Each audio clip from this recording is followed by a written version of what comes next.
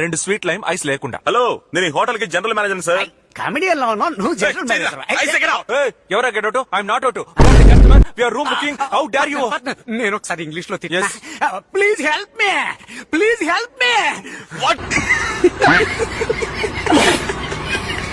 Sir వీళ్ళు కావాలని గొడవ చేయాలని వచ్చారు. ఇద్దరిని చెక్ చేసి చూడండి, జేబులో 10 రూపాయలు కూడా ఉన్నాయి. ఎవరిని చూసి?